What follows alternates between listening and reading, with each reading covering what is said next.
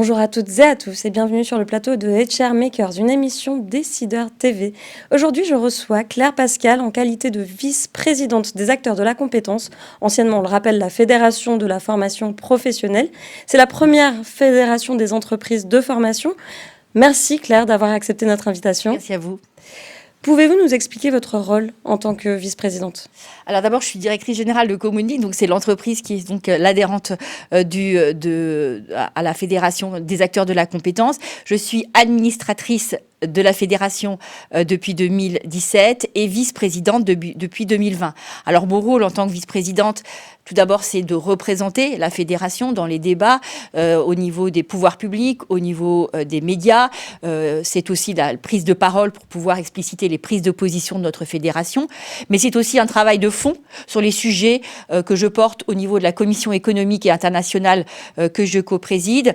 À la fois, ce sont des sujets de business model, ce sont des sujets d'accès au marché, ce sont des sujets de valorisation de nos entreprises de formation dans un contexte de fort mouvement capitalistique et de rachat au sein de la filière de nombreux organismes de formation. Donc il y a tous ces sujets-là qui sont portés, qui sont à la fois sur la sphère économique et internationale, mais aussi des sujets fiscaux, mais aussi des sujets de marketing pour accompagner et soutenir l'ensemble de nos adhérents, quel que soit leur statut, qu'ils soient entreprises ou associations, qu'ils interviennent sur l'une ou l'autre de nos filières.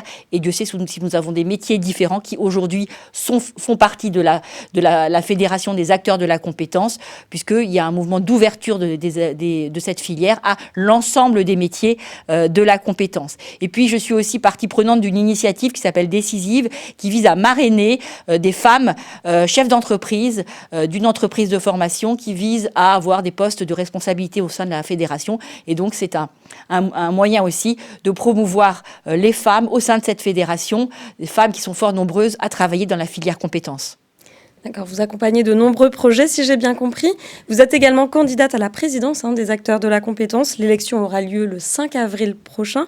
Est-ce que vous pouvez nous expliquer vos ambitions et votre vision pour les acteurs de la compétence? Alors effectivement, je suis candidate à la présidence des acteurs de la compétence. Ça fait longtemps que je travaille sur le projet, après de nombreuses concertations et puis avoir beaucoup mûri et travaillé sur le projet.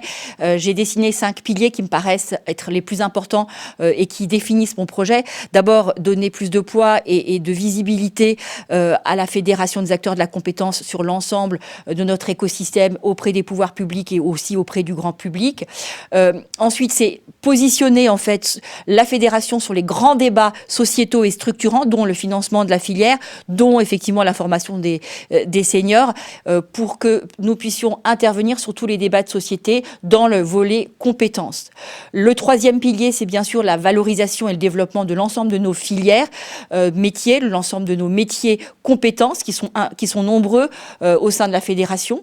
Le troisième volet, c'est proposer revaloriser la proposition de valeur pour chaque adhérent.